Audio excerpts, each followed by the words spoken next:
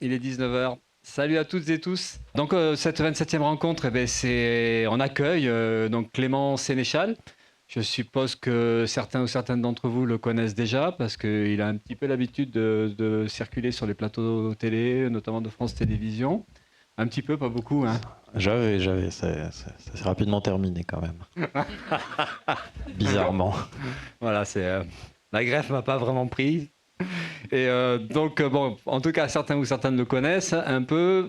Et puis, donc, c'est autour d'un livre qui s'appelle Pourquoi l'écologie perd toujours.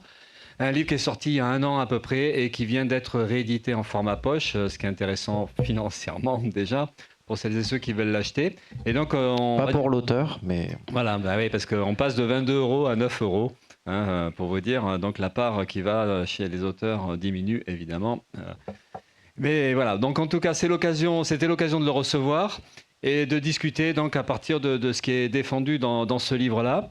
Donc je vais poser quelques questions à Clément, deux, trois questions, et après ce qu'on va faire, c'est il va répondre évidemment, et après on va passer rapidement la parole à personnes qui sont là, si ça vous va, de manière à ce que la discussion elle ait lieu avec vous. Voilà, c'est comme ça qu'on essaie de faire les choses. Hein, ça vous va comme ça? Donc, première question que je pose, c'est de savoir comment Clément souhaiterait se présenter ou qu'il penserait important à dire comme détail sur son portrait ou son parcours. merci pour l'accueil, merci pour l'introduction et merci à toutes et tous d'être venus discuter avec nous ce soir. Je suis vraiment ravi d'être ici et de pouvoir discuter avec Philippe Poutou, que je ne connaissais pas et qui est une des figures politiques qui a beaucoup d'estime de mon côté. Il n'y en a pas tant que ça, donc je suis content vraiment d'être ici. Pour me présenter, d'où je parle, effectivement, c'est important. Moi, j'étais militant politique au début des années 2010. J'ai participé notamment à la campagne présidentielle de Jean-Luc Mélenchon en 2012. Donc, c'est un élément à avoir en tête. Je me suis occupé des thématiques d'écosocialisme au parti de gauche jusqu'en 2014, dans ces années-là. Ensuite, j'ai dérivé vers la société civile organisée. Je suis rentré chez Greenpeace France, où j'ai occupé les postes de chargé de campagne sur la déforestation dans un premier temps, puis sur le climat et les politiques climatiques dans un second temps. Et donc c'est un poste qui est assez central dans l'organisation, qui n'a pas de pouvoir hiérarchique, mais qui détermine un peu les tactiques, les stratégies, qui regroupe l'expertise sur un sujet et qui fait du porte-parole et du plaidoyer, donc qui fait l'intermédiaire avec les élites installées, que ce soit sur le plan politique ou sur le plan économique. Et donc voilà, je connais très bien ce milieu que j'ai quitté à la fin de l'année 2022 pour en faire une critique qui est contenue dans le livre qui nous intéresse ce soir. Et depuis un an, depuis l'apparition du livre il y a 1 an, je suis beaucoup sur les routes puisque j'ai fait une soixantaine de rencontres publiques à peu près autour du bouquin. Voilà d'où je parle aujourd'hui. La deuxième question, c'était, on l'apprend notamment dans la postface, parce que la réédition s'accompagne d'une postface qui parle de l'accueil du livre quand il est sorti, donc il y a 1 an. Et donc la question que je voulais poser, c'est comment un militant écologiste peut susciter aussi peu d'appréciation du côté des partis écolos ou même des orgas ONG écolos. On sent bien qu'il y a un petit décalage. Et donc voilà, comment ça peut se faire.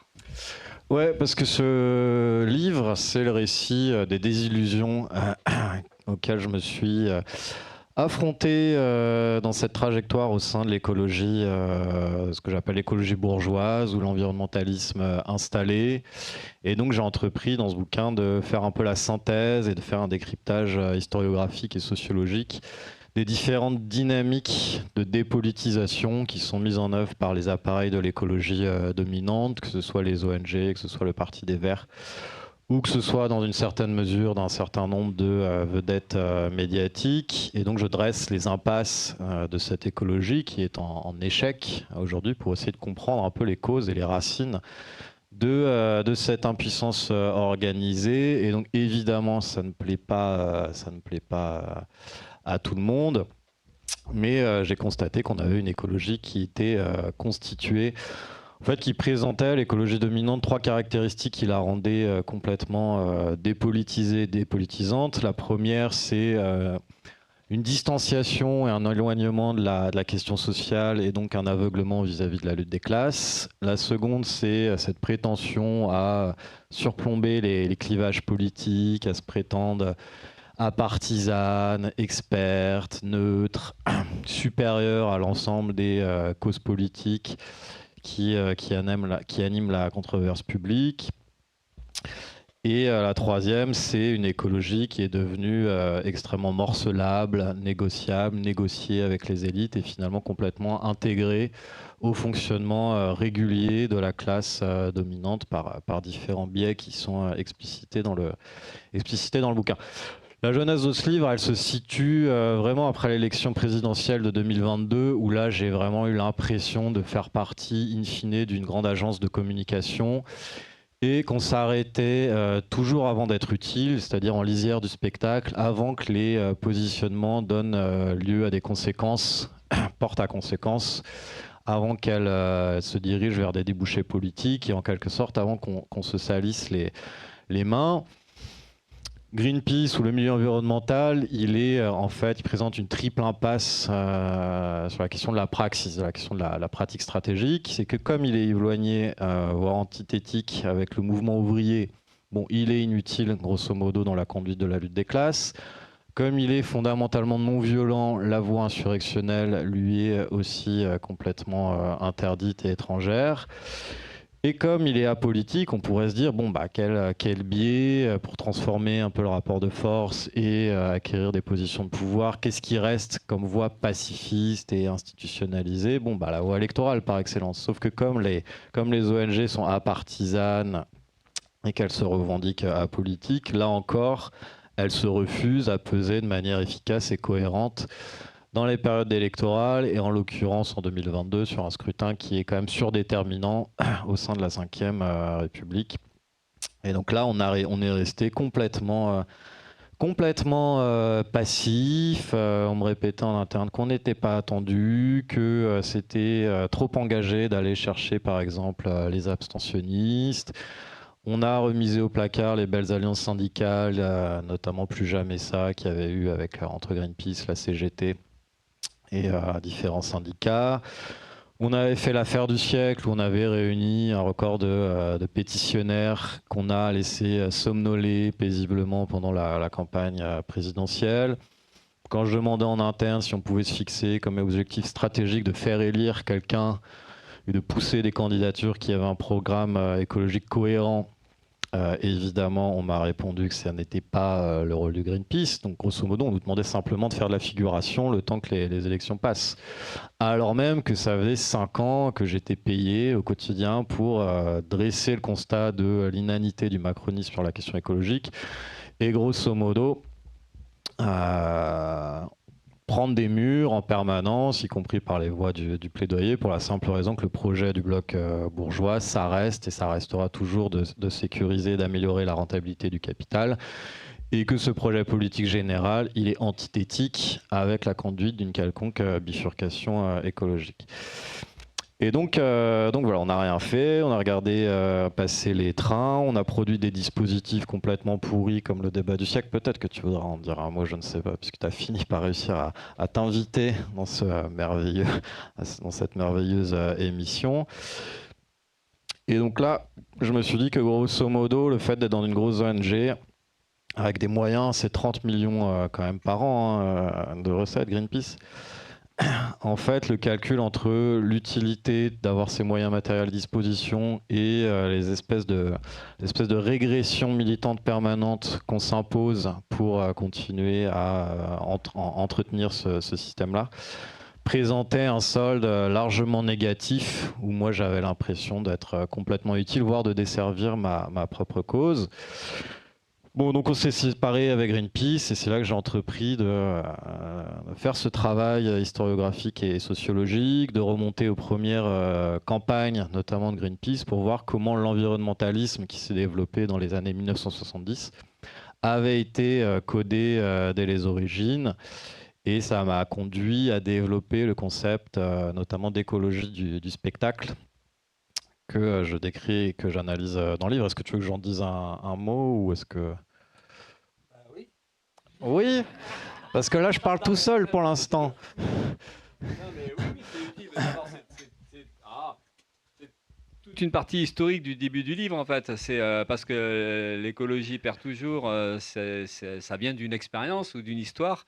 Et effectivement, ce qu'on pourrait appeler l'écologie dominante, c'est donc à la fin des années 60, avec la naissance de Greenpeace, les premières actions donc anti-nucléaires. Il y avait la défense de la baleine. Pourquoi ça marche pas? Ah ouais.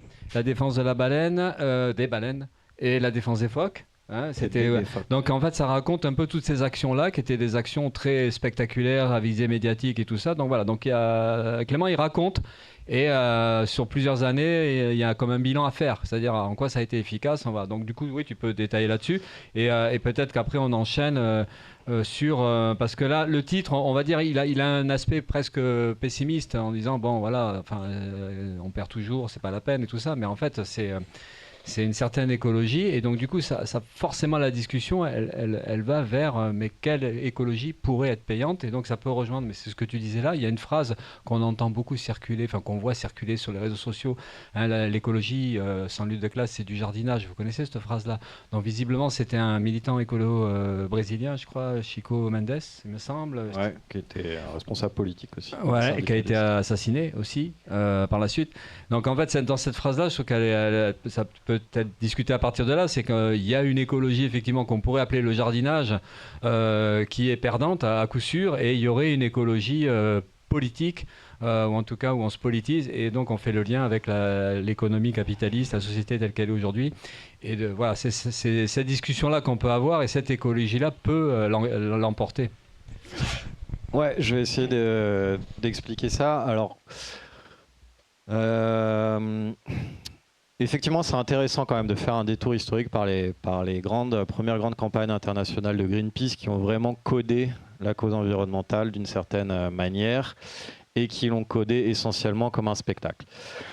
Il y a une campagne la première campagne, hein, qui est fondatrice de l'organisation, qui est une espèce de légende, de référence mythique et mythologique en interne, qui est ce moment au début des années 1970 où on est dans la guerre froide, on est dans un affrontement entre le bloc de l'Est et le bloc de l'Ouest. La ligne de front, elle passe d'abord au Vietnam à ce moment-là, et elle déclenche, y compris mai 68 en France, tout un tas de mobilisations pacifistes et anti-impérialistes. Il se trouve qu'au Canada, on a Trudeau père qui gouverne, donc qui est plutôt sur un axe libéral, c'est-à-dire progressiste en langage anglo-saxon, qui s'oppose à la réélection, à Nixon, qui vient d'être élu aux États-Unis. Et Nixon, il entreprend de de nourrir l'escalade en fait nucléaire en renforçant son arsenal et en relançant un programme d'essais nucléaires, notamment qui vont avoir lieu en Alaska. Il y a beaucoup de mobilisations pacifistes qui se regroupent à Vancouver, au Canada, pour les raisons que j'ai évoquées plus tôt, parce que le contexte politique est plus favorable. Et parmi eux, il y a une bande de communicants blancs, bourgeois, hein, c'est tous des hommes d'ailleurs, tous des mâles blancs, qui décident de partir, comme nous deux, qui décident de partir en expédition sur un bateau de pêche pour aller s'interposer physiquement face aux essais nucléaires en mer de Bering, au fin fond de l'Alaska. Donc c'est ça l'objectif de la campagne qui est poursuivie. Ils pensent le dispositif comme quelque chose d'extrêmement spectaculaire, où chacun est responsable de relations médias particulières, où ils vont narrer leurs péripéties et leurs exploits au jour le jour vis-à-vis de la presse, y compris de la presse internationale. Ils acquièrent une certaine notoriété. Et je découvre, en croisant les témoignages des protagonistes de l'époque, qu'à ma grande stupéfaction, ils décident, en fait, de propos délibérés, de faire demi-tour en cours de route. Ce que je ne savais pas après 8 ans de bons et loyaux services à Greenpeace. Donc, en fait, les fondateurs décident de faire demi-tour. Et là, il y a une discussion qui est assez fondamentale qui s'engage à bord. Il y a une partie de l'équipage qui dit qui pose sur la table le fait de savoir est-ce que vraiment ça vaut le coup de prendre les risques physiques et le péril qui s'ensuit, est-ce que ça vaut le coup d'aller s'interposer physiquement alors que déjà l'expédition a fait les gros titres de la presse à plusieurs reprises, a acquis des capitaux médiatiques, une certaine notoriété. Et est-ce que c'est pas ça en fait la victoire en tant que telle? Est-ce que la victoire c'est pas juste le fait qu'on ait parlé de la campagne de Greenpeace et donc des essais nucléaires et donc on l'ait positionné dans une petite case de l'agenda médiatique? Bon, il y en a d'autres qui considèrent que c'est une forme de trahison et de déréalisation et qu'il faut aller au contraire jusqu'au bout de la mission. Et ce qui s'impose, c'est la décision qui est prise d'ailleurs par une figure tutélaire à bord qui est un communicant et un spécialiste des relations publiques et qui décide qu'en fait ça ne vaut pas le coup d'aller plus loin et qu'il est temps de rentrer gentiment au bercail et donc de propos délibérés, ils tournent le dos à leur cible, ils abandonnent la mission, ils s'aperçoivent qu'ils sont quand même accueillis en héros à chaque escale qu'ils font sur la côte canadienne sur la route du retour. Ce qui laisse une impression assez paradoxale à Robert Hunter, qui est vraiment le leader de Greenpeace et qui va en devenir la figure principale. Lui, il est un peu dégoûté parce que voilà, il abandonne la mission et pour autant il est acclamé, donc il est pétri en fait d'une forme de dissonance cognitive assez difficile à supporter, en tout cas dans ce qu'il prétend dans ses mémoires. Lui, il considère que Greenpeace est un échec et effectivement la mission est un échec. C'est-à-dire qu'au moment où les essais nucléaires ont lieu, le bateau est à bon port. Eux, ils sont tous dans leur appartement en train de siroter des bières sur le canapé. Il n'y a pas eu de désarmement nucléaire, il n'y a pas eu d'arrêt du programme nucléaire, donc il n'y a eu aucun impact politique. Et la presse soutenait plutôt et a plutôt eu tendance à raconter la tenue des essais comme une victoire de l'administration Nixon. Donc même sur le plan médiatique, c'était relativement décevant. Mais ils s'aperçoivent de quelque chose, c'est qu'avec les capitaux médiatiques qu'ils ont acquis, viennent aussi des capitaux économiques. C'est-à-dire qu'il y a beaucoup de gens qui vont commencer à leur faire de dons, qu'il va y avoir une collecte importante qui s'organise, qui vont devenir riches assez rapidement et suffisamment pour poser les bases matérielles de ce qui deviendra l'ONG Greenpeace. Et donc ce qui se passe à ce moment-là, c'est effectivement déjà une tendance à la falsification du réel, puisque on va commencer à s'accrocher beaucoup plus à l'image qu'à la réalisation empirique des missions. Et ça va être une forme de déréalisation de l'engagement, puisque ce qui se met en place à ce moment-là, c'est une dichotomie entre quelques protagonistes qu'on appelle les activistes, qui sont en fait quasiment des acteurs au sens cinématographique du terme, qui vont vaillamment sur le terrain, qui portent la parole, qui monopolisent un petit peu la parole légitime sur la cause environnementale, et d'autre part des spectateurs, enfin des masses qui sont ramenés au rang de spectateurs et qui vont participer par procuration en faisant des dons, aujourd'hui en faisant des clics, des likes, etc. sur les réseaux sociaux, à l'action, mais qui en fait se désengagent complètement du rapport de force sur le terrain. Et donc ce qui se passe à ce moment-là, c'est que la médiatisation devient complètement une fin en soi, et pas du tout un moyen au service de la lutte. Et donc là, on bascule sur le paradigme qui est omniprésent dans le champ environnemental, qui est celui de la sensibilisation. Donc, la sensibilisation, on va aller chercher une écologie qui est essentiellement symbolique, une écologie de la surface, une écologie des apparences, qui a encore largement cours aujourd'hui et qui a des occurrences diverses et variées. La première, c'est celle que moi j'ai, qui est la plus évidente, c'est celle que moi j'ai expérimentée à Greenpeace. C'est celle du banderolisme ou du happening récréatif, où en fait on met en scène une fausse désobéissance civile qui est négociée avec les forces de l'ordre, qui est complètement éphémère, où on va pas du tout chercher du blocage, mais on va chercher de l'image. On a des process où on va, les process internes, où on va dessiner en fait l'action, sa chorégraphie. On a un service de communication qui est omniprésent, on a un service créa qui est omniprésent, qui nous positionne et qui nous dit si on met la banderole là, par rapport à si on la met là, qui nous fait des previews. et des simulations, et on décide voilà, qu'est-ce qui sera le plus spectaculaire pour la presse, qu'est-ce qui rentrera le mieux en photo, pour les réseaux sociaux, pour le mail aux adhérents, pour les 2-3 journalistes qui seront là au moment de l'action. Une fois que la photo est faite, en fait, tout le monde part gentiment. Les forces de l'ordre sont extrêmement sympathiques, puisqu'ils savent très bien qu'on n'est pas là de toute façon pour foutre le bordel et qu'on est là pour 1 heure ou 2 le temps de prendre des images. Voilà, en fait, et les protagonistes dans ce genre de théâtre sont des activistes suréquipés, surentraînés, ou des professionnels de l'image qui sont là, et des professionnels du militantisme qui sont là également. Et ce sont des scènes, en fait, des mises en scène où il y a très peu de gens et où il n'y a évidemment aucune personne lambda, entre guillemets, d'autorisée dans le périmètre.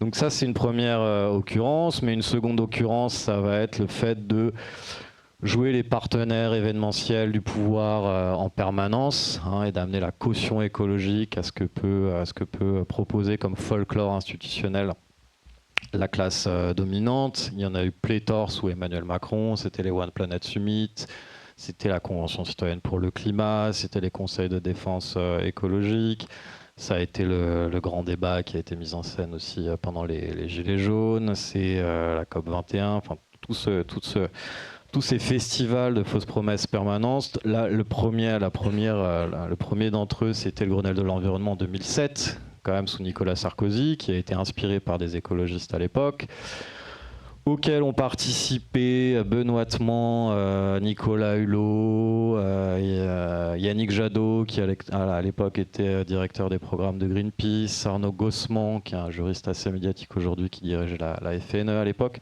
qui nous expliquaient quand même tous la bouche en cœur que ça y est, une inflexion était prise et que Nicolas Sarkozy allait engager la France sur la voie de la transition écologique. C'est quand même des gens qui ont permis à Nicolas Sarkozy d'acquérir des capitaux politiques et symboliques complètement gratuitement grâce à son petit festival de Grenelle. Et c'est d'ailleurs le moment où on a défendu la taxe carbone, mais ça on pourra peut-être y revenir plus tard, qui est vraiment la pierre angulaire de l'écologie, de ce que j'appelle aussi l'écologie bourgeoise. Mais c'est aussi, pour revenir à l'écologie du spectacle, c'est aussi les labels, les certifications qui ont permis de verdir fallacieusement le discours de la marchandise. C'est le fait d'aller servir de ministre ornemental dans des gouvernements hostiles. Il y en a eu plein. Il y en a eu sous Jospin, il y avait Voynet, alors que Jospin, je rappelle, qui défendait le fait qu'il n'était pas socialiste et qu'il n'était pas vraiment un gouvernement de gauche. Il y en a eu plein sous François Hollande. Hein. Il y a eu Pompili, il y a eu Duflot, il y a eu Jean-Vincent Placé, il y a eu Pascal Canfin, qui est devenu ensuite chef du WWF, puis homme lige d'Emmanuel Macron à Bruxelles. Il y en a eu plein sous Macron, évidemment, puisqu'il y a eu Nicolas Hulot, hein, le premier écologiste de France. Qui a démissionné. Bah oui, le pauvre, il a fait tout ce qu'il pouvait et ça marchait pas. Donc quand il en a eu marre de se mentir à lui-même et donc de nous mentir, il est parti. Et là, il y avait qui pour le remplacer ? Ce brave François de Rugy, notre ancienne huile des écolos. Quand il s'est fait pincer sur les histoires de Omar, effectivement, il y a eu Barbara Pompili qui était là pour le remplacer. Son acte baptismal à Barbara Pompili en Macronie, c'était de défaire la propre loi sur les néonicotinoïdes qu'elle avait passée en 2016 quand elle était secrétaire d'État à la biodiversité d'Emmanuel Macron, de François Hollande, pardon. Comme ils sont interchangeables, je les confonds un petit peu. Et donc elle s'est exécutée, hein, Barbara Pompili. Elle a réautorisé les néonicotinoïdes qu'elle avait interdits quelques années auparavant. Et elle était chargée en fait de défaire et d'enterrer toutes les mesures qui avaient été produites par la Convention citoyenne pour le climat. Une tâche à laquelle elle s'est acquittée assez brillamment, puisqu'il en restait à peu près 0 à la fin du processus parlementaire. Il y a eu qui ? Yann Verling, qui était ambassadeur à l'environnement, qui est aussi un ancien écolo. Et aujourd'hui, on a qui ? On a Monique Barbu.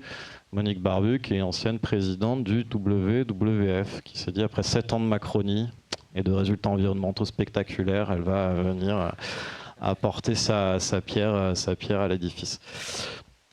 Donc c'est ça, mais c'est aussi le fait de traiter les journalistes, par exemple, donc les pivots, hein, les courtiers du spectacle, comme des vaches sacrées. Par exemple, moi, quand j'étais à Greenpeace, il y avait une règle qui était très claire, qui était écrite dans le guide com, qui était très restrictif, et qui nous interdisait de nous en prendre à des journalistes. Donc on n'avait pas le droit de contredire ou de critiquer la parole médiatique des journalistes, y compris des Emmanuel Ducrot, Géraldine Vosner, enfin, toute la clique fascisante du Point et compagnie. Pourquoi ? Parce que ça serait dégrader l'image de Greenpeace que de s'en prendre à des journalistes qui sont évidemment au-dessus de tout soupçon et de toute critique. Mais ça se voit aussi dans la manière dont Marine Tondelier, par exemple, elle pratique les interviews journalistiques. C'est-à-dire qu'elle, elle est jamais dans la confrontation avec les journalistes. Elle est toujours dans la connivence, toujours dans la petite phrase, la petite blague, la petite anecdote personnelle. Elle monte pas de blanche, elle montre qu'elle aussi, elle fait partie du jeu d'acteurs installés. D'ailleurs, c'est pour ça qu'elle va souvent grenouiller à l'Élysée, à ce genre de choses, parce que derrière, ça lui sert de ressource médiatique pour occuper le terrain sur les plateaux télévisés. Et contrairement à la manière dont peut être traitée la France insoumise ou toi, mon cher Philippe, elle est jamais dans l'altercation avec les chiens de garde, médiatiques. Et donc derrière tout ça, il y a le paradigme de la sensibilisation et en fait, ce paradigme, il s'oppose, et c'est un peu contre-intuitif, mais il s'oppose complètement à l'impératif de politisation. Il lui est complètement antithétique. Pourquoi ? Parce que derrière cette doctrine de la sensibilisation, il y a l'idée qu'il suffirait de rendre l'écologie visible pour qu'elle produise, pour obtenir ipso facto et de manière mécanique et magique en réalité, des effets sociopolitiques concrets, ce qui est complètement idéaliste en fait comme posture. Et donc pour ce faire, on va cultiver le réflexe. Donc tout ça, ça donne lieu à tout un tas de pratiques que moi j'ai vu à l'œuvre lors de ma décennie au sein de ce milieu. Des pratiques, on va chercher, on va cultiver le réflexe de la consensualité maximale. Et donc on va rejeter tout ce qui serait controversé, tout ce qui relèverait de la polémique, de la contradiction, de la conflictualité. Et donc quand on est dans cette posture, évidemment, qu'est-ce qui se passe très rapidement ? C'est qu'on en arrive à nier les antagonismes de classe qui structurent la société. Et donc par voie de construction, on est amené à invisibiliser le fonctionnement du mode de production capitaliste. Le capitalisme, c'est un tabou majeur au sein du champ environnemental français, et c'est quelque chose qui n'était jamais discuté à Greenpeace. Et moi, quand j'en parlais, évidemment, j'étais considéré comme un gauchiste, un dangereux gauchiste, et le gauchiste de service. Et le problème, c'est que quand on invisibilise le mode de fonctionnement du capitalisme, on déréalise en fait notre rapport social à l'environnement, qui est un rapport matériel, donc à la biosphère, et on s'interdit de comprendre par ce fait les racines et les causes radicales du ravage écologique. Et donc on arrive à une écologie qui ne comprend pas les rapports de pouvoir, qui est donc incapable de comprendre, de produire du rapport de force, et qui devient une écologie sans adversaire et sans contenu. Et c'est vraiment, il suffit pour s'en convaincre de regarder l'émission Ça ira qui a invité à laquelle Marine Tondelier a participé en décembre 2024.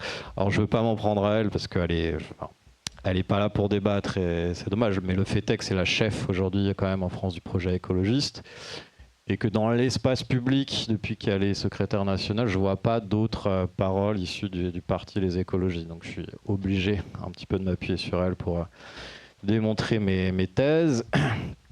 Mais donc dans cette émission, qui est vraiment lunaire à tout point de vue, mais quand elle fait plutôt face à des journalistes qui sont conciliants, qui considèrent être plutôt de son bord politique, où elle a de la place pour discuter. Et on s'aperçoit qu'elle est beaucoup moins à l'aise que sur un plateau de BFM TV. Il y a vraiment une animosité qui finit par se mettre en place. Pourquoi ? Parce que les journalistes lui proposent de parler de fond, vraiment pour une fois. Et donc, Et donc, c'est catastrophique. On lui demande s'il faut sortir du capitalisme. Elle dit oui, si vous voulez, mais il faudra me dire ce qu'on met à la place. C'est-à-dire qu'elle ne s'est pas posé la question du mode de production, de l'économie politique, de notre rapport social à la biosphère. Quand on lui demande quel système, est-ce qu'il faut changer de système, elle dit qu'elle ne comprend pas la question et elle demande aux journalistes mais c'est quoi votre système à vous. Donc elle n'a pas d'idée sur le sujet manifestement. Quand on lui parle de radicalité, elle répond c'est quoi la radicalité. Quand on lui parle des mutations anthropologiques nécessaires, elle dit qu'elle trouve que les questions des journalistes sont complètement déconnectées. Et elle dit par ailleurs que de toute façon, le débat intellectuel, c'est un ensemble de postures et qu'elle n'a pas le temps, elle a besoin de solutions parce qu'il y a urgence. Donc elle propose d'agir sans réfléchir. Fondamentalement, c'est ça son credo. Et à plusieurs reprises, on lui demande de qualifier l'écologie qu'elle défend. Et elle n'en démord pas. Elle répète ad nauseam que l'écologie, c'est l'écologie. Et que ceux qui veulent qualifier et préciser l'écologie, c'est pour nous diviser, nous affaiblir, etc. Donc l'écologie devient un référentiel tautologique et une sorte de signifiant vide, en fait. Et donc on est la première écologiste de France qui transforme la parole politique en langue morte. Et donc qui est elle-même une bonne ambassadrice de ce que j'appelle l'écologie du spectacle. Voilà, peut-être qu'on a bien caractérisé le concept. Oui, elle dit que par 2 fois que la réflexion théorique, c'est se branler la nouille. Et effectivement, elle le dit 2 fois. Donc elle n'a pas juste zippé, c'est un élément de langage qu'elle trouve pertinent. Et je pense que elle utilise un peu ce champ lexical pour faire populaire. Elle considère que... Ce qui est d'ailleurs une forme de mépris de classe assez pernicieuse à mon sens, c'est qu'elle pense qu'elle va à l'UMA, elle n'a pas besoin de bosser, elle n'a pas besoin de dire des choses intelligentes ou cohérentes, et que ça va passer, et qu'il suffit d'avoir distillé des anecdotes personnelles avec un langage de charretière, et ça fera populaire, comme si les classes populaires ou les gens qui lisaient l'IMA n'étaient pas équipés intellectuellement et n'avaient pas une soif de réflexion, quoi. Donc tu peux reposer ta question. Pas une question, c'était une remarque, puisque j'ai vu passer très rapidement qu'elle vous avait bloqué sur Instagram. Donc je trouvais ça intéressant, ça veut dire qu'elle refuse complètement, visiblement. Merci de rappeler ce fait d'armes. J'ai beaucoup lutté pour obtenir cette médaille. Non, en vrai, j'ai pas compris ce move de sa part parce qu'elle a bloqué les interactions et les commentaires, alors que j'interagis jamais avec elle. Justement, ça m'intéresse pas d'être dans ce rapport-là. Mais je peux encore voir ses tweets. Donc, je peux encore voir les âneries les pensées, voilà. Les pensées et le branlage de nouilles auquel elle s'adonne peut-être de temps en temps, je ne sais pas. Tout ce qu'elle écrit, je ne le vois pas, quoi. Je le vois encore, donc je comprends pas très bien ce qu'elle a fait. Mais bon, voilà, c'est un peu... Ça reste anecdotique, mais je pense que oui, ça rejoint une forme d'allergie à la critique qui est très installée dans ce champ social particulier. Tu disais que j'étais détesté. En fait, même quand j'étais à Greenpeace, il y a une allergie à la réflexivité. En fait, à la réflexivité. C'est pas des milieux où on pense, et c'est pas des milieux où les savoirs critiques ont bonne presse et sont légitimés. Donc la philosophie, la sociologie, même l'économie hétérodoxe. C'est des lieux où domine la pratique communicationnelle et marketing et l'expertise des ingénieurs, grosso modo. Mais c'est pas un milieu où on trouve des sociologues. Et donc ce genre d'intervention est effectivement très mal vu, très mal accueilli. Et moi, les retours que j'ai eus des figures tutélaires de cette écologie bourgeoise à laquelle j'ai par ailleurs appartenu, donc ce livre c'est aussi une forme d'autocritique, c'était de ramener tout ça à un problème de comportement. C'est-à-dire qu'on m'a dit que ça ne se faisait pas, grosso modo, ce livre-là, ça ne se faisait pas. Marine Tondelier, elle dit qu'elle avait, quand elle me répond, publiquement, elle dit qu'elle a un problème avec ce que Clément Sénéchal dit et avec ce qu'il fait. Cécile Duflot, elle m'a dit dans les coulisses de c'est ce soir, donc un plateau où elle m'a quand même traité d'intégriste parce que je parlais du capitalisme, donc j'avais l'impression d'avoir Gérald Darmanin en face de moi. Elle m'a dit dans les coulisses quand même qu'elle avait failli pas venir. Je lui demande pourquoi. Elle me dit le livre là. Je dis bah ok, je comprends. Je suis à peu près. Je suis pas étonné en tout cas que tu sois agacé ou en désaccord avec ce livre, mais on va pouvoir en discuter en plateau. Elle me dit non, il n'y a rien à discuter, ça ne se fait pas, c'est un problème de comportement. Donc c'est vraiment comme si j'avais rompu le pacte de sang de l'écologie bourgeoise et que j'étais devenu un traître à la cause. Et ça renvoie au fait que tous ces gens-là considèrent que l'écologie, c'est une grande famille, qu'il y a 40 nuances d'écologie, qu'elles sont toutes complémentaires, et qu'en fait, la lutte des classes, tout d'un contournerait comme ça l'espace du champ environnemental, ce qui est évidemment une hérésie. Il existe une écologie populaire anticapitaliste, et il existe une écologie bourgeoise, qui est faite par des bourgeois, de manière bourgeoise, et qui propose un programme bourgeois. Tu veux que je décline ? Non, peut-être pas. Je me demandais ce que vous pensiez de Sandrine Rousseau. Après, je veux pas distribuer les bons points, les mauvais points, ni allumer tout le monde, effectivement. Plus personne va vouloir me parler.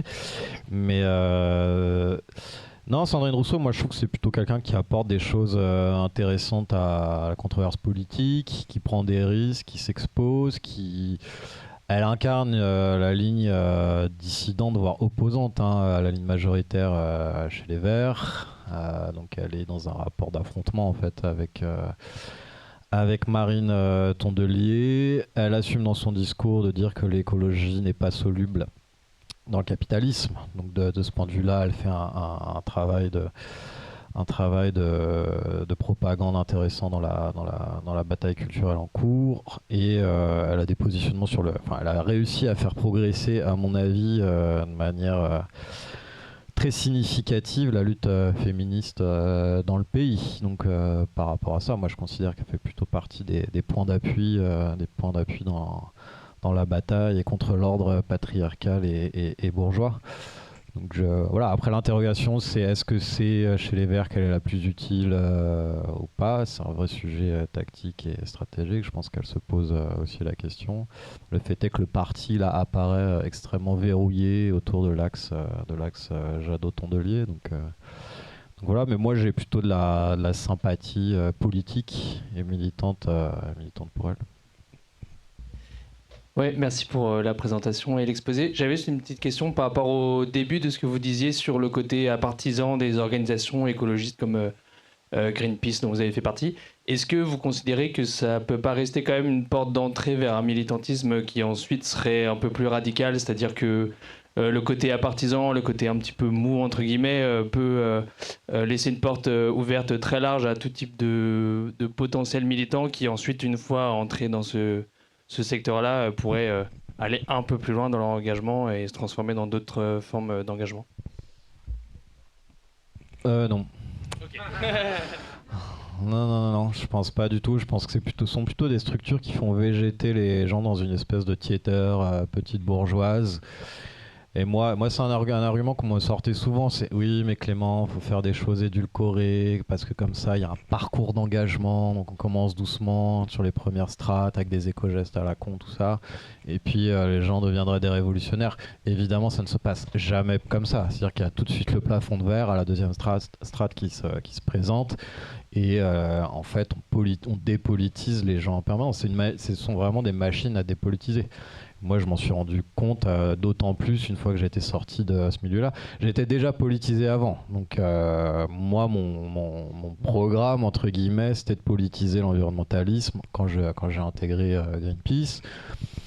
J'ai réussi avec d'autres à faire avancer des choses. C'est-à-dire, quand je suis arrivé chez Greenpeace il y a une dizaine d'années, juste penser notre registre de revendications par rapport à une différenciation des classes sociales, ou penser qu'il y avait des CSP plus, moins, et des groupes sociaux différents avec des intérêts contradictoires, Et de parler de riches ou de pauvres, ça n'existait pas. Enfin, c'était vraiment un tabou absolu. Ça ne faisait pas partie de la matrice conceptuelle qui était en cours dans cette organisation. Avec d'autres, j'ai réussi un peu à faire avancer ça, à problématiser l'empreinte carbone des riches, l'ISF climatique. En fait, c'est moi qui l'ai porté au sein de Greenpeace avant que ça émerge et que ça fasse un peu tache d'huile dans le débat public, que je trouve une mesure assez faible par rapport à ce que je préconiserais comme programme écologique. Mais voilà, ça montre que les choses ont un peu évolué et puis très vite, en fait, les plafonds de verre viennent. C'est-à-dire que quand on essaye de politiser le truc, on se retrouve à subir une adversité féroce de la part du management, de la sous-bourgeoisie encadrante, de la part des directions. Quand vous êtes DG d'une grande entreprise, aujourd'hui, vous appartenez à la classe dirigeante du pays et à la classe dominante. Vous dirigez des gens, vous avez un capital relationnel très élevé, un capital symbolique très élevé, vous avez beaucoup de pouvoir, vous avez des capitaux économiques, vous gagnez beaucoup d'argent, vous faites partie des privilégiés de la société, vous avez davantage intérêt à ce que Macron soit réélu, à titre personnel, pour vos finances, que ce soit Jean-Luc Mélenchon ou Philippe Poutou. Très clairement. Donc, et ça pèse sur les décisions qui sont prises, sur les recrutements qui sont effectués. Moi, j'étais vraiment l'exception qui confirmait la règle dans la structure. J'étais le mouton, pas le mouton noir, mais le mouton rouge, entre guillemets, dans cet endroit-là. Et donc, non, je ne pense pas. Je pense que toute la société civile organisée, elle appartient à la gauche bourgeoise qui nous fait perdre et qu'il faut dégommer absolument. Parce que les gens contre lesquels on se bat et contre lesquels on essaie de gagner, mais aussi les gens qui nous font perdre le combat en permanence et dont il faut aussi s'occuper de manière un peu frontale à un moment donné, je pense.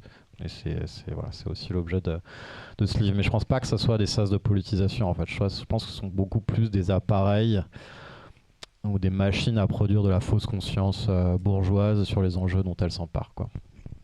Ce qu'on constate quand même, c'est on va dire l'absence de perspective de cette écologie bourgeoise ou cette écologie du spectacle. Le bilan même assez lamentable après, on va dire, 3-4 décennies, puisque toi, tu fais remonter ça à la fin des années 60, début 70.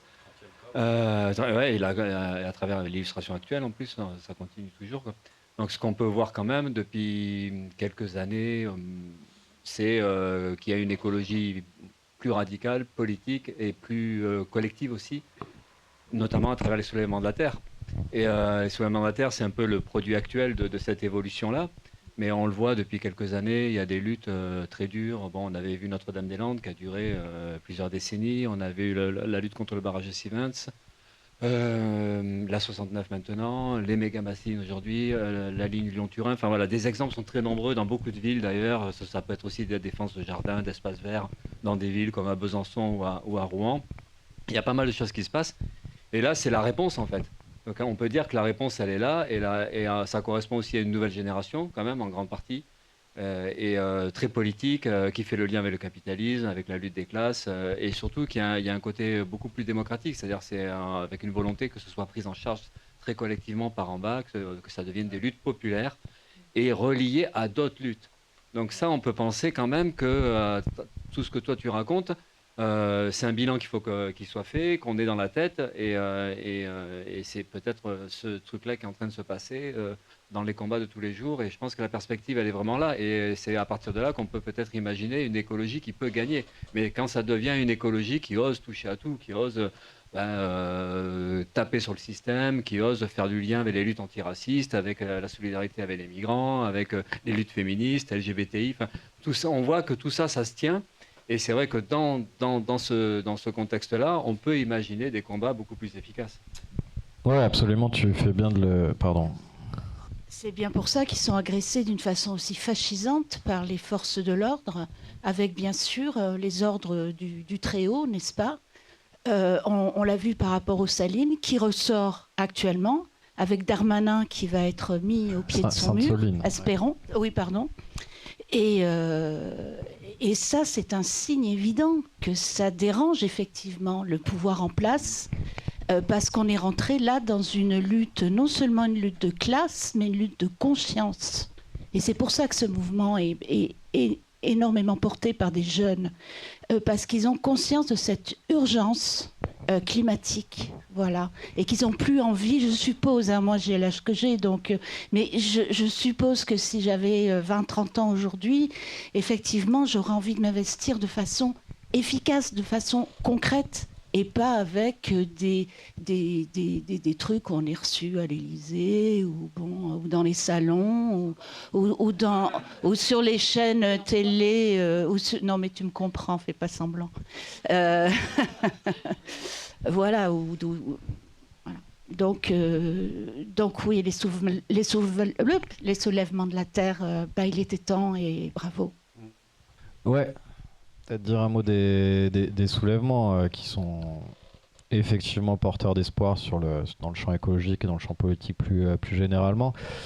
En fait, c'est une émanation de Notre-Dame-des-Landes, hein, en partie. Notre-Dame-des-Landes qui est en fait la vraie grande victoire écologique de ces dernières années, qui a été obtenue contre Hollande et contre Macron, hein, donc quand même on voit la continuité, y compris sur les questions environnementales, de la social-démocratie néolibérale et voilà, du libéralisme d'extrême droite d'Emmanuel Macron.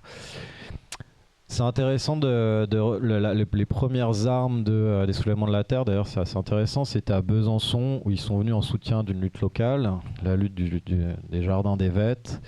Donc à Besançon, il y a des parcelles de terres maraîchères extrêmement fertiles qui sont en autogestion et qui sont pratiquées par les habitants, par des habitants populaires, et qui mettent en circulation des légumes, y compris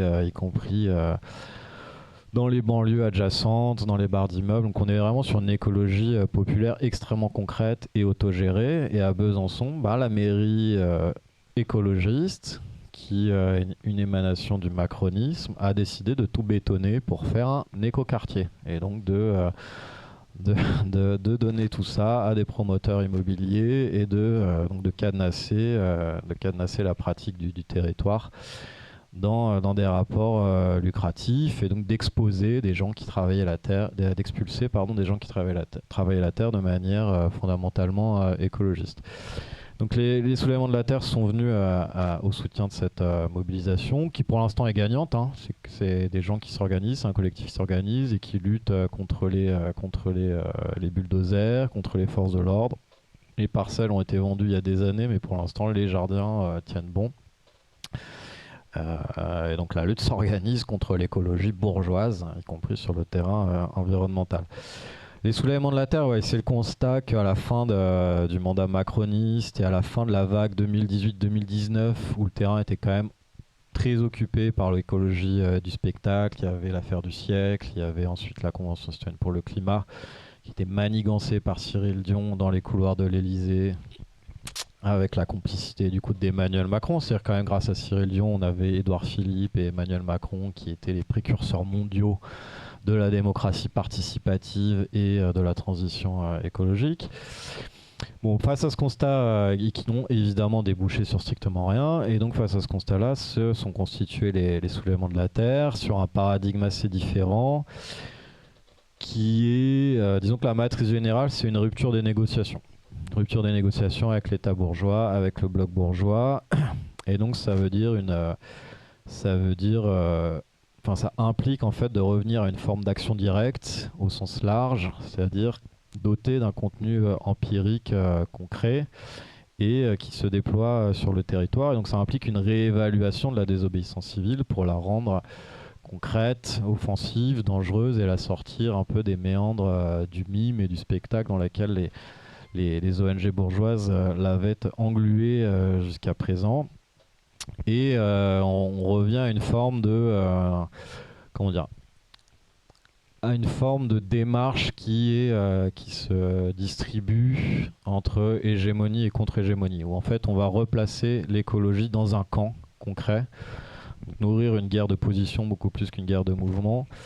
On se dit que l'écologie, elle appartient fondamentalement au camp anticapitaliste, et c'est de ce côté-là qu'il faut la repositionner. À partir de là, il faut réussir à créer une contre-hégémonie qui, à un moment donné, devienne elle-même hégémonique. Et Donc ce qui implique de penser beaucoup plus en lutte des classes qu'en gouvernance, coalition d'acteurs, jeu d'acteurs, plaidoyer avec la classe dominante, etc.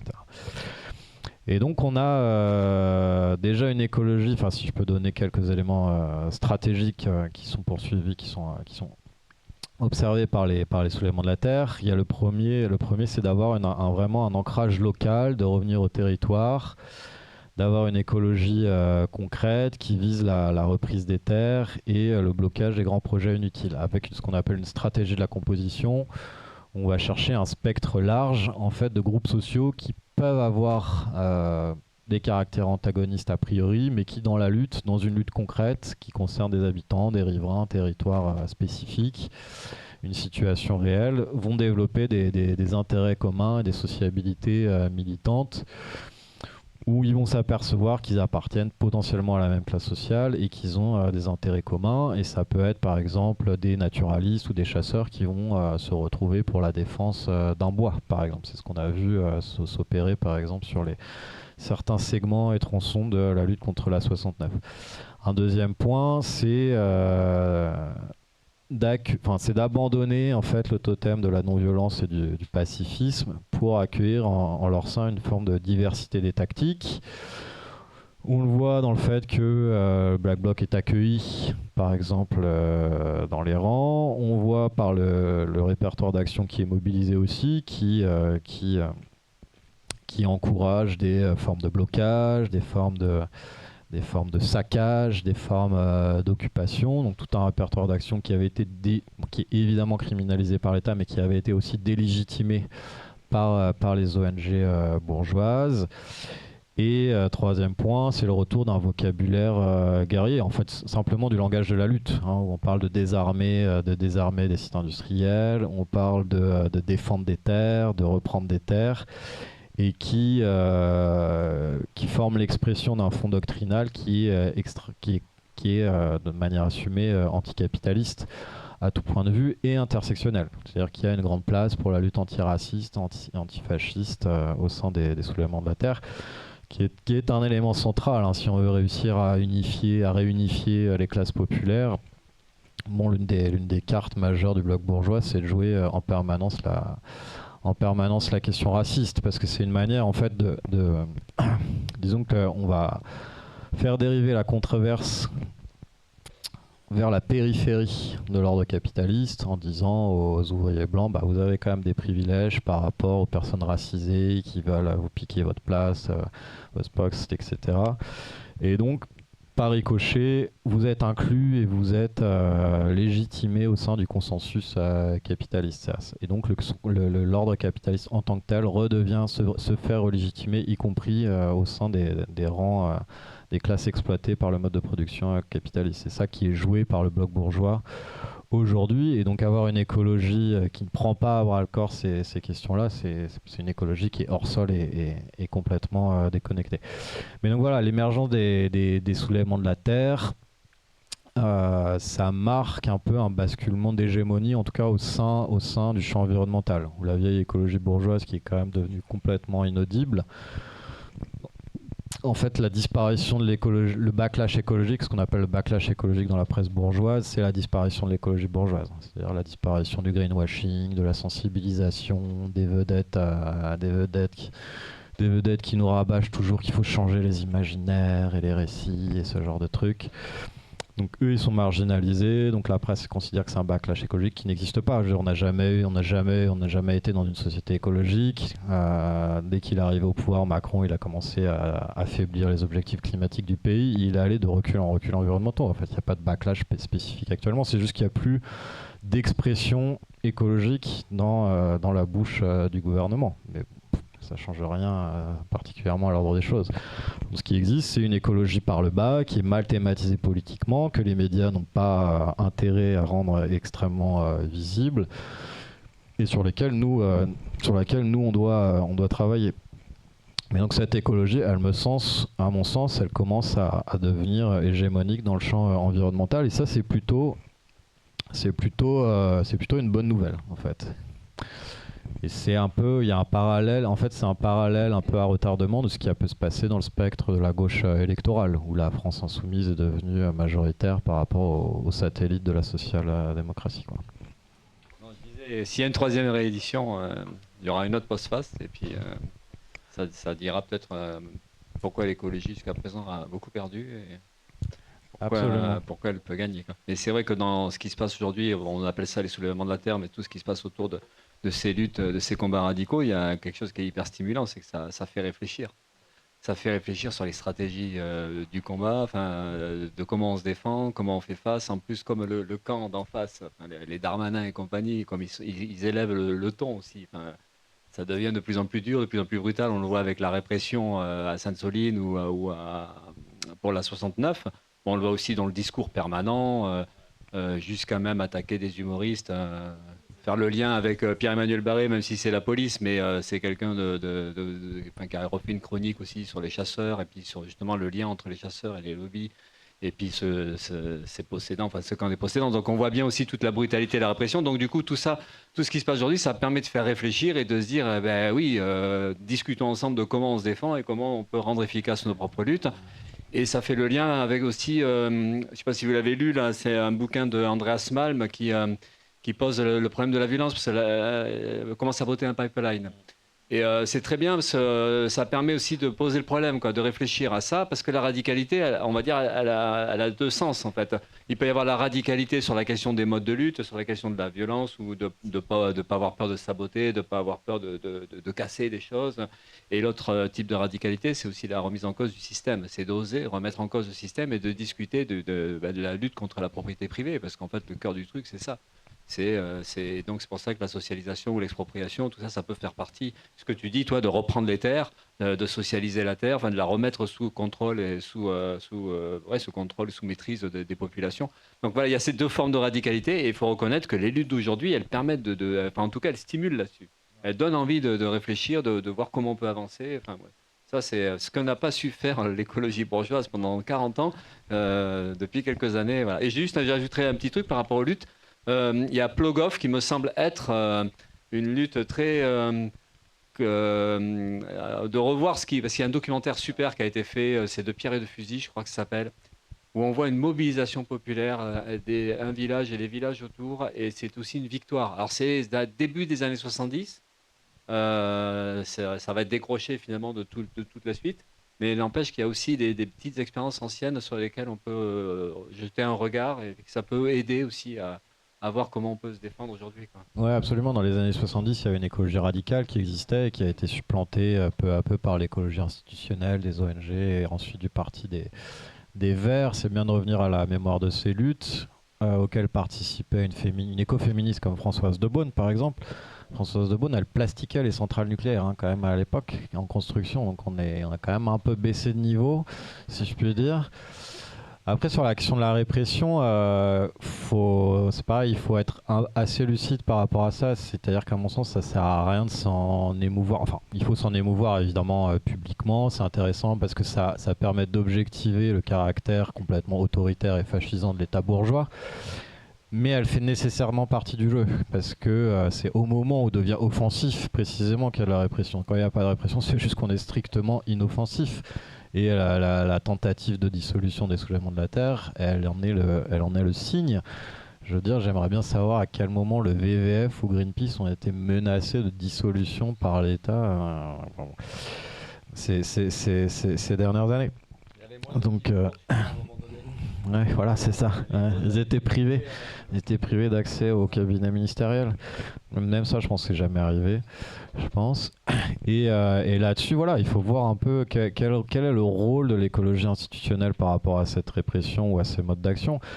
Moi, la dernière fois que j'ai entendu donc la secrétaire nationale des écologistes s'exprimer sur le sujet, on lui demandait qu'est-ce que vous pensez des modes d'action radicales qui se développent dans le champ écologique. Et là, elle avait une posture qui était d'infantiliser complètement ces luttes-là. Elle disait, on peut comprendre que je peux comprendre que les jeunes aient envie de hurler par rapport. En fait, non, ils n'ont pas juste envie de hurler. Les Tremblements de la Terre, ils ont juste une proposition stratégique qui est cohérente et à la hauteur de la séquence historique. C'est pas juste des enfants qui sont débordés par leurs émotions. Mais bon, elle est dans ce discours-là, l'écologie raisonnable, responsable. Évidemment, c'est l'écologie partidaire qu'elle représente. Voilà. Et donc, moi, je pense que la lutte, elle passe aussi par une confrontation sans phare avec l'écologie installée, quoi. Oui, il y a une question notamment sur la Ve République. Est-ce qu'il peut y avoir au sein de la Ve République une écologie non bourgeoise et qui pourrait prendre le dessus, quoi? Est-ce que ça peut être... Est-ce que la Ve République permet ça en fin de compte dans ses institutions, etc. Alors oui, bonne question. Moi, je pense pas, parce que la Ve République, elle distribue beaucoup de privilèges à une minorité sociale. Et la Ve République, c'est l'armature en fait du mode de production, c'est l'armature institutionnelle du mode de production capitaliste fondamentalement. Et donc je pense qu'il faut nourrir une perspective révolutionnaire qui abatte le régime capitaliste. Et donc c'est son infrastructure institutionnelle. Et donc ça passe par une 6e République, puisque c'est ça qui est thématisé dans l'espace public aujourd'hui. Voire une 7e, voilà. Voire une 7e. Mais c'est évident qu'il faut sortir de la Ve République. Et là encore, j'ai des choses à dire sur les écologistes. Je veux dire, les écologistes, pour moi, ils jouent un rôle de stabilisateur du régime de la Ve République. Et ça prend différentes formes. C'est-à-dire que régulièrement, ils vont venir en soutien et légitimer les pôles coercitifs de la Ve République. C'était le cas, notamment, par exemple, avec la participation de Yannick Jadot, dont Marine Tondelier était porte-parole à la présidentielle, à des manifestations factieuses de forces de l'ordre devant l'Assemblée nationale en 2021. C'est le cas quand Marine Tondelier elle dépose des petites gerbes de fleurs sympathiques en pleine manif contre les retraites au pied des forces de l'ordre qui sont en train de matraquer tous les manifestants, malgré le précédent d'ailleurs des gilets jaunes. C'est par ailleurs le registre permanent de la stabilité où on a les écolos qui viennent rencontrer, alors même qu'il y a une crise de régime institutionnel, que la bourgeoisie est en difficulté dans ses propres formats, qu'elle n'arrive plus à faire passer des budgets sans passer par les 49.3, où on se retrouve avec des premiers ministres qui se font débarquer par voie parlementaire, ce qui est complètement inédit. Donc là, il y a une décomposition en cours de la bourgeoisie institutionnelle. Mais non, on a les petits écolos qui sont là, qui vont grenouiller à l'Élysée après la chute de Barnier, qui ont grenouillé avec François Bayrou comme s'ils pouvaient arracher des compromis à François Bayrou, qui retournent grenouiller après à l'Élysée quand le cornu fait semblant de démissionner de son poste de Premier ministre. Donc ils vont relégitimer, redonner de l'oxygène. Ils vont remettre à chaque fois, ils rempilent sur les refrains à la stabilité, c'est-à-dire à la stabilité du pouvoir bourgeois, grosso modo, en permanence. Ça va être aussi cette tendance qu'ils ont à distribuer des leçons de morale vis-à-vis des groupes subalternes. Alors par exemple, Marie Toussaint, elle avait dit quand même à son meeting inauguratif, donc elle était chef de file des écolos aux européennes.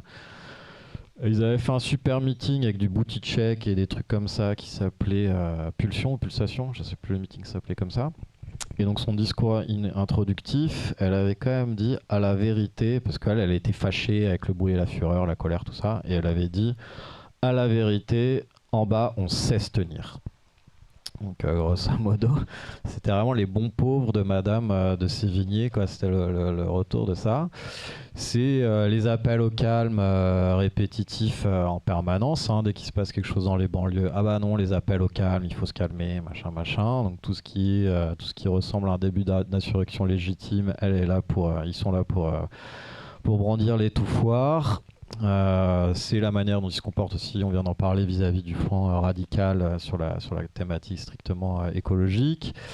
Ça va être aussi les appels fascisants à l'unité, régulièrement, c'est quand même assez régulier, donc c'est l'union de la gauche, blablabla, l'union avec le centre aussi au nom de la stabilité. Cécile Duflot a fait beaucoup de sorties de ce côté-là. où on va d'ailleurs à chaque fois on va passer le programme par pertes et fracas, hein, comme si le programme c'était juste un élément du spectacle justement, mais qui n'avait strictement aucune réalité dans dans la vie empirique et dans la préoccupation des gens. Ça a été le cas avec cette marche que moi j'ai trouvé complètement lugubre et sinistre du 12 décembre contre l'antisémitisme en plein génocide à Gaza, hein, à l'appel des forces réactionnaires françaises. Et donc là on avait les écolos qui défilaient à côté du Rassemblement national, qui se refaisaient une nouvelle virginité antiraciste. C'était assez spectaculaire. Et c'est, dernier point sur le rôle qu'il joue vis-à-vis du continuum libéral autoritaire de la Ve République, c'est cet atlantisme belliqueux quand même qui se développe chez Europe Écologie Les Verts, chez les écologistes, où ils sont en train de thématiser là l'écologie de guerre et de considérer qu'il faut... ils ont pris plein de positions pour augmenter le budget des armées récemment. Donc là, ils ont pareil renchéri sur la proposition macroniste. Ils étaient même plus militaristes que le Premier ministre lui-même à l'époque. Donc eux, ils voulaient augmenter substantiellement les budgets militaires, alors que c'est déjà un ministère qui est extrêmement riche. Hein. Le ministère des Armées, c'est le ministère le plus riche avec l'éducation nationale en France. Et donc voilà. Donc en fait, ils proposent quand même quand on lit leur comportement vis-à-vis de la Ve République, ils proposent quand même une forme de politique relativement réactionnaire sur les questions régaliennes et institutionnelles. C'est pour donner un exemple. Après, j'ai une question. C'est par rapport aux Verts, parce que pour moi, les écologistes et les Verts, c'est pas la même chose. Comme tu l'as expliqué avec les soulèvements de la terre, etc. Moi, j'habite à Bègle, c'est une ville qui a été prise par les Verts. J'allais dire les écolos, excuse-moi. Les Verts, par Noël Mamère au début, hein, alors qu'il n'était pas du tout. Il était majorité présidentielle, il était avec Tapi, pour ceux qui ne connaissent pas l'histoire.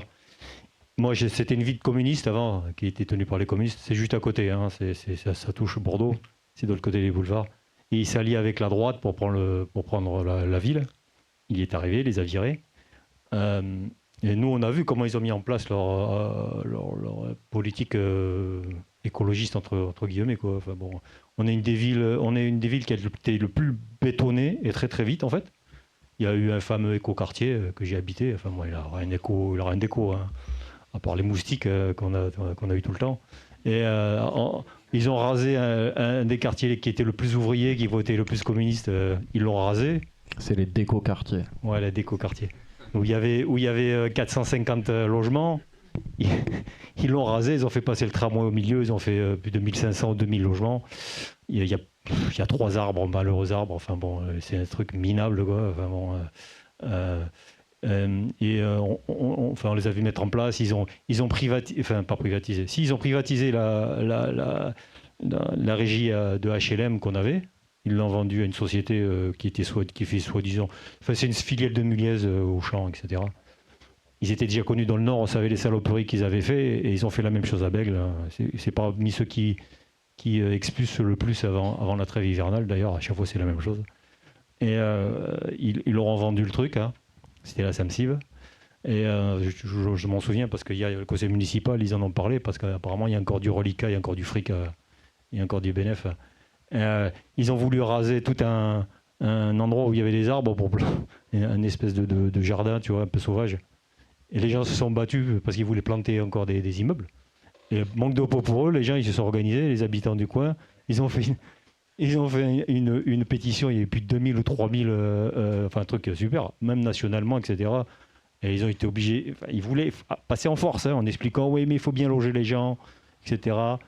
Et finalement, ils ont reculé parce que ça commençait à prendre des proportions nationales, quoi. Et c'est tout comme ça. Ils ont vendu aussi le centre aéré. Enfin bon, c'est que les gamins maintenant partent plus en colo, comme moi j'ai pu partir à une époque, tu vois. Et c'est tout comme ça, quoi. Tu vois. Et y compris les communistes, sont pas comment dire. Ils n'ont pas de face parce qu'aujourd'hui ils sont dans la majorité municipale, quoi, tu vois. Mais c'est eux qui donnent le ton, quoi. C'est les Verts, quoi. Et ils font vraiment une politique pour leur électorat, en fait, hein. De fait, hein. Les Verts, c'est un parti c'est un parti petit bourgeois intellectuel, hein, c'est ça. Hein, c'est pas un parti populaire comme ils aimeraient le faire croire. Et c'est ça qui est une arnaque, parce que comme nous, on est une ville très ouvrière, on a été une ville ouvrière, ils se l'accaparent systématiquement, tu vois, en disant regardez cette ville avec un passé ouvrier, tout ça. Ils s'en servent tout le temps, quoi. Pour moi, c'est vraiment des escrocs. On l'a vu pendant c'est d'où ma question, avec les Gilets jaunes, où ils se sont de suite, ils se sont positionnés contre le mouvement populaire des Gilets jaunes. De suite. Ils ont couru dans les jupes de Macron. Ils n'ont jamais dénoncé les violences policières, ou quand on se faisait péter la gueule, fait tirer dessus, et arracher les mains. Ils n'ont jamais ouvert leur bouche. Et aujourd'hui, on voit que ça se retourne contre eux. Parce que le fait d'avoir rien dit pendant des années, bon, ça a commencé dans les banlieues, les LBD, les BAC et compagnie, la zone d'expérimentation de nouvelles techniques policières. Ça s'est toujours fait dans les quartiers, hein, les drones et compagnie, etc. C'est comme ça que ça a commencé. Et quand ça s'est retourné contre les gilets jaunes quelque part, parce que beaucoup de gilets jaunes pensaient que la police était avec eux, etc. Ils ont envie de déchanter. Et on a vu les Verts, voilà, qui a couru dans les jupes de Macron, quoi. On voit qu'ils font vraiment partie du bloc bourgeois, quoi. Alors qu'on a vu à un moment donné où ça a commencé justement à se rapprocher. On a vu quand ça s'est vraiment de plus en plus politisé, les Gilets jaunes, où il y a eu des revendications sociales qui étaient de plus en plus de gauche, y compris l'écologie est apparue. En disant que nous aussi on aimerait bien être écolo, on aimerait bien avoir les moyens d'être écolo, de rouler avec des bagnoles qui polluent pas, de prendre les transports en commun et tout ça. Et justement, ce qui n'existe pratiquement pas dans les zones rurales, quoi. C'était beaucoup ça les gilets jaunes. Et on les a vus vite. J'essaye d'aller vite. Et on les a vus choisir le bloc bourgeois. Et je j'aimerais savoir, toi, par rapport à ça, est-ce que tu as réfléchi par rapport à ça? Le moment des gilets jaunes, pour dire, voilà, au moment où ça s'est retourné, on l'a vu avec Sainte-Soline et tout ça, où la répression des gilets jaunes, elle a été utilisée contre les manifestants. Tout le monde a vu les dernières images là avec les gendarmes. C'est exactement ça qui a été utilisé contre les gilets jaunes, la même chose. Merci pour ton analyse. CQFD, je pense que tu pourrais écrire un petit bouquin, ce serait très intéressant sur le sujet. Non, par rapport à moi, ça fait quoi, une réunion que j'ai eue, j'étais invité par des huiles du parti Les Écologistes au moment de la sortie du livre.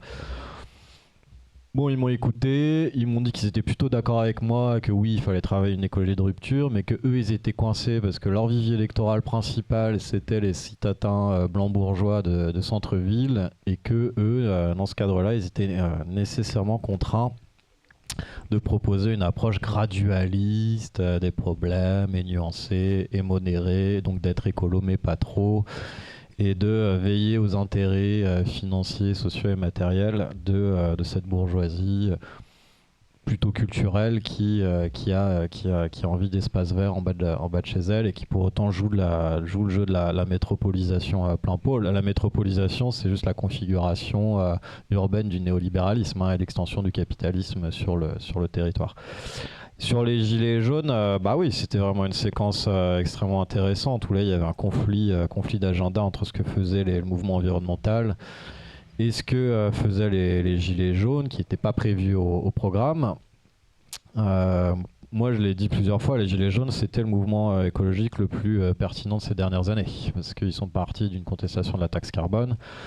La taxe carbone, c'est une taxe régressive qui pèse bien davantage sur les classes populaires que sur les ménages aisés. C'est-à-dire que c'est complètement indolore, en fait, pour les ménages aisés. Et donc, contester la taxe carbone, c'était problématiser la question du partage de l'effort. Sur qui doit porter les efforts de décarbonation de la société? Est-ce que c'est les classes populaires qui ont des pratiques captives en termes de mobilité, qui ont des revenus extrêmement limités, qui par ailleurs ont une empreinte carbone insignifiante, ou contrairement à l'image que leur a donnée notamment les écologistes, ou est-ce qu'on commence par la bourgeoisie, la grande bourgeoisie, qui détient les leviers de pouvoir et qui a une empreinte carbone complètement délirante, juste à raison du mode de vie, les 10% les plus riches, c'est 13 fois plus que la moitié de la population française, hein, en termes d'émissions de gaz à effet de serre. Donc les Gilets jaunes, ils ont posé ce problème. Et c'est à ce moment-là qu'on a eu des gars comme Nicolas Hulot qui défendait mordicus la taxe carbone au Grenelle de l'environnement en 2007, qui a commencé à venir sur les plateaux en disant « Ah bah oui, la fin du mois et à la fin du monde, il faudrait que ce soit le même combat. » C'est bien d'y penser. Après avoir quand même, les gars sont quand même dit, les écolos, bon, on va faire payer les pots cassés du réchauffement climatique aux classes populaires en priorité. Hein. Enfin, c'est quand même ce niveau-là. C'était une séquence intéressante parce qu'il y avait ces petites marches climat, donc à laquelle moi j'étais amené à participer. Ce qui était spectaculaire, c'est qu'on observait, on obéissait à des parcours, des tracés qui étaient complètement séparés des Gilets jaunes. Donc il y avait vraiment deux formes de mobilisation, deux formes de lutte, deux milieux sociaux assez différents avec un hiatus entre les deux qui était traduit physiquement et géographiquement. Dans la capitale parisienne. On avait des fins de cortège, de marche climat extrêmement intégrées à la géographie parisienne, place de la République, avec des vedettes qui nous lisaient des petits poèmes de leur cru, etc. Pendant que les Gilets jaunes se faisaient désintégrer sur les Champs-Élysées, quoi. Et quand on a eu à un moment donné, parce qu'il y a quand même des bases, la lutte des classes, elle existe dans les ONG, et il y a des métiers subalternisés ou qui ont une conscience sociale un peu plus forte et qui poussaient pour qu'enfin on ait une jonction avec les mobilisations des Gilets jaunes. D'ailleurs, ça faisait pas sens de dire « Ah bah oui, l'écologie devrait être sociale, maintenant elle se préoccupait de la fin du mois » et continuer à défiler à bonne distance en se bouchant un peu le nez et les oreilles pour pas entendre la répression du cortège des Gilets jaunes. Donc on a fini par obtenir une marche commune, et là c'était vraiment un spectacle. Donc moi, il m'avait flanqué de la responsable communication, hein, qui devait me tenir en bride courte pour pas que je dise de dingueries gauchistes aux journalistes. Donc elle était comme ça dans la manif parce qu'il y avait des gilets jaunes à côté. On sentait dans son dans la manière de se tenir qu'elle n'était pas du tout dans son milieu. Et à un moment donné, elle a laissé échapper qu'elle ne les aimait pas. Elle m'a dit « Ah, on ne les aime pas ces gens-là, Clément. Ah, on ne les aime pas. » Ce qui était quand même vraiment le surmoi bourgeois là, qui dégueulait de manière impromptue. Et donc ce qui s'est passé, c'est que 5 minutes après le début de la manif, il y avait les Gilets jaunes, il y avait le bloc. Du coup, il y a eu des lacrymos, évidemment. Et là, la direction de Greenpeace a les oreilles et les narines qui piquaient. Ils n'étaient pas habitués. Et donc, ils ont pris la décision unilatérale de déclarer publiquement qu'il fallait quitter la marche immédiatement parce que c'était plus sécure pour les populations bourgeoises qui avaient l'habitude de défiler avec des poussettes dans les marches climat. Et donc, ils ont encore une fois matérialisé le fait qu'il n'y avait pas de jonction possible en fait, entre la mobilisation légitime de la bourgeoisie qui défile pour les conditions matérielles de sa progéniture chérie et adorée, et la mobilisation des classes populaires, des classes dangereuses en réalité. Donc moi j'ai continué en fait et j'ai fait une action avec Alma Dufour à l'époque de blocage d'un pont où il n'y avait plus que moi en fait de Greenpeace sur zone, et le lendemain je me suis fait défoncer vraiment par la direction. Ils considéraient que c'était de ma faute grosso modo si on avait que ça s'était mal passé, que c'était de ma faute si on avait défilé avec les gilets jaunes.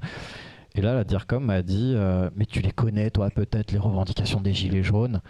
Alors que ça faisait quand même 1 an que les trucs circulaient dans tous les médias, mais elle savait pas de ce que demandaient les Gilets jaunes. Il y avait 3 revendications majeures qui n'étaient pas compliquées à mémoriser. Mais elle s'était pas dit que ça pouvait être des revendications légitimes en fait. Donc elle les avait pas mentalisées, elle les avait pas intégrées, puis elle était allée en manif sans savoir exactement ce qu'on réclamait. Et donc il y avait eu des violences. Évidemment, les bourgeois, ils pensent que la rue leur appartienne. Donc ils n'étaient pas prêts au fait qu'il y ait des affrontements et des violences. Donc ils n'avaient évidemment pas prévu de service d'ordre. Et donc là, ils étaient traumatisés et choqués parce qu'il y avait des violences policières, alors que on était quand même à une époque où c'était monnaie commune d'avoir des violences policières dans les cortèges. Et donc voilà, et après qu'est-ce qui s'est passé? C'est que pendant les gilets jaunes, il y avait notre brave Cyril Dion qui avait fait les gilets citoyens, parce que bon, les gilets jaunes ça sentait un peu le soufre, donc il fallait des gilets de gens qui avaient le droit de citer dans la capitale parisienne face à ces invasions barbares là. Et pendant ça, pendant cette séquence, lui, il complotait, j'ai déjà dit, avec des stars comme Marion Cotillard. Il avait des petits rendez-vous à l'Élysée pour une bonne petite combine qui s'appelait la Convention citoyenne pour le climat. Et donc c'est ce qui a permis d'éteindre en quelque sorte la mobilisation des Gilets jaunes, de ramener la controverse démocratique et écologique dans un cadre extrêmement pacifié, sous les ordres du CESE, dans une configuration complètement maîtrisée par le pouvoir, où les ONG retrouvaient leur zone de confort. Elles sensibilisaient 150 citoyens sur un corps électoral de 40 millions de personnes. Et donc voilà, ça a permis d'éteindre petit à petit les gilets jaunes et de déplacer en fait la focale sur des formats d'intervention complètement inoffensifs. Mais voilà, c'est une des séquences que j'analyse aussi dans le bouquin. Alors j'ai une petite question, même 3 questions en une. Après tout ce qui a été dit, notamment sur Greenpeace et ce qu'on a parlé avant, qu'est-ce qu'on peut faire maintenant à notre niveau? Est-ce qu'il y a une forme est-ce qu'on peut agir pacifiquement, ou est-ce que ça passe obligatoirement par un minimum de radicalité ou alors un minimum d'engagement? Qu'est-ce qu'on peut faire dans tout ce schmilblick maintenant, comme on peut voir avec Greenpeace, que c'est plus une posture qu'autre chose? Je pense qu'il faut militer, donc se contenter de mettre des likes à Greenpeace ou de leur donner un peu d'argent, ça ne fait pas la maille. Donc il faut dédier du temps militant, et il y a des espaces en dynamique qui existent pour militer. Sur le plan écologique, il y a les soulèvements de la Terre. Moi, j'encourage à se rapprocher des soulèvements de la Terre et des luttes locales qui sont reliées en fait par le travail des soulèvements de la Terre, qui est une forme mouvementiste, donc plutôt horizontale. Donc c'est assez facile de trouver sa place en fait dans l'orbe des soulèvements de la Terre. J'encourage aussi à la syndicalisation. Je pense que la classe ouvrière et le syndicalisme révolutionnaire détient les clés aussi du rapport de force avec le capital. Ils sont au contact de l'appareil de production, ils sont en capacité de le bloquer. En tout cas, il faut travailler à l'être, et je pense que le rapport de force, il passe essentiellement par là. La crise écologique, c'est une crise de notre rapport matériel à l'écosystème, et donc du rapport social entre les individus. Et ce rapport social, il est pratiqué tous les jours par la classe ouvrière. Donc elle a aussi la main dessus. Je pense pour la rendre dangereuse à nouveau, par contre, il faut réussir à renverser l'intersyndicale et les centrales syndicales bourgeoises. Pour moi, c'est vraiment une catastrophe dans la séquence récente. Et il y a un parallèle entre ce que font les ONG d'ailleurs et ce que font les centrales syndicales. Et y compris la CGT et Sophie Binet et tout ça, poubelle. Enfin, à un moment donné, faut déborder tout ça, quoi.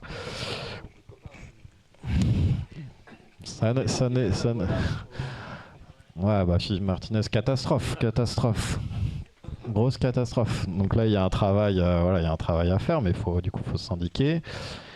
Et pareil, il faut s'investir dans les moments clés, je pense, dans les appareils de la gauche électorale qui tiennent la route, quoi. Donc, je pense que le NP en fait partie, je pense que la FI en fait partie, même si je pense qu'il y a un certain nombre de pratiques à réformer, y compris dans la manière de nouer des alliances. Je trouve que Révolution Permanente, moi, font pas des choses, vous m'excuserez les camarades, mais font pas des choses inutiles non plus. Donc voilà, je trouve qu'il y a, en fait, ce spectre de la gauche est plutôt en dynamique. Donc il y a un enjeu d'unification et un enjeu de renforcement. Mais donc il y a plein d'espaces aujourd'hui où militer. Il faut juste prendre le temps de militer, quoi. J'ajouterais que, oui, dans la continuité, c'est en fait, on a un problème quand même. On se sent orphelin parce qu'il n'y a pas les outils complètement adaptés à ce qu'on voudrait. Ou en tout cas, les outils existent, mais ils sont tellement fragmentés, tellement divisés des fois, et victimes des bons vieux réflexes boutiquiers ou sectaires, que du coup, on ne sait pas quoi faire, comment faire et vers où aller. Donc après, il y a une des batailles qu'on peut mener, nous, c'est la bataille de l'unité, en fait. Et en même temps, ce n'est pas forcément facile à concilier, mais l'unité et la radicalité. C'est-à-dire qu'en fait, voilà, comment on peut reconstruire des outils, des cadres communs. Et on en a besoin partout, dans les quartiers, dans les entreprises, c'est la question du syndicalisme, enfin partout, voilà. Et on sent bien qu'il y a quelque chose qui peut être possible aujourd'hui. En tout cas, il y a tellement de violence de la part du camp des possédants, il y a tellement pas que de la violence physique, parce que même il suffit d'allumer la télé avec les discours, enfin le mépris, la haine de classe qui existe, qui s'exprime, quoi. Et puis tous les préjugés là, qui... Donc en fait, on sent bien qu'il y a une nécessité de réagir, et cette réaction-là, elle passe forcément par... faut recoller des morceaux. En fait. Et là, ce que raconte Clément, c'est à travers l'écologie, on pourrait le constater dans tous les domaines. En fait, la gauche, elle s'est complètement fourvoyée. Enfin, la gauche du gouvernement, la gauche, et pas que au gouvernement d'ailleurs, même localement, dans les régions, dans les départements, dans les villes. Il y a une dépolitisation de la gauche, il y a une intégration au système, et on le voit, et c'est d'une tristesse. Enfin, c'est même incroyable d'abandonner certaines valeurs basiques. Et donc là, il y a un gros chantier, mais c'est vrai que quand on voit les luttes actuelles, quand on voit un peu tout ce qui se passe, tout ce qui se discute, c'est pas si simple que ça. Il y a quelque chose qui est possible, quoi. Et donc oui, chacun d'entre nous, chacune, on a, il faut avoir un peu le moral, il faut avoir un peu de confiance dans la suite, mais ça passe forcément par un investissement et puis chercher des liens avec les autres. Enfin, en tout cas, il faut reconstruire, quoi. Voilà, il faut reconstruire et arriver à faire quelque chose, inventer quelque chose qui n'existe pas aujourd'hui, mais en tout cas, on a les bases pour le réussir.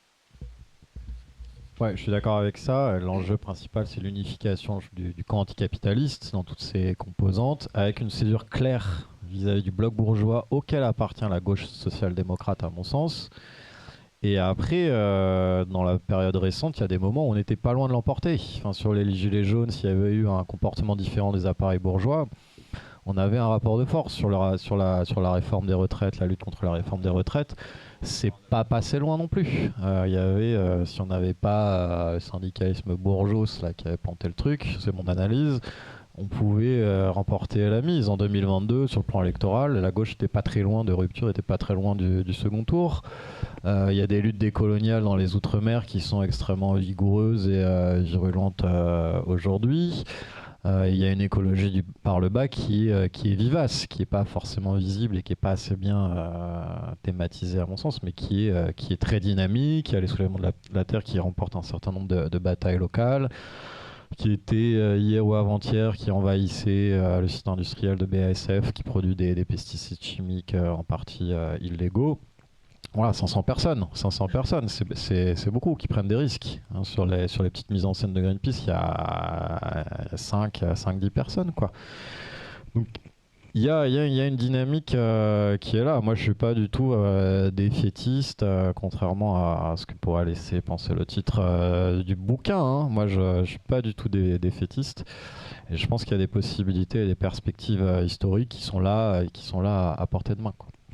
Ma question, c'était, vous pensez quoi des moyens d'action pour le climat en passant par les moyens juridiques? Je pense à ça parce que j'avais fait mon travail de master en fait sur un groupe de femmes âgées en Suisse qui ont en fait attaqué le département de l'environnement en disant que leurs droits humains n'étaient pas protégés.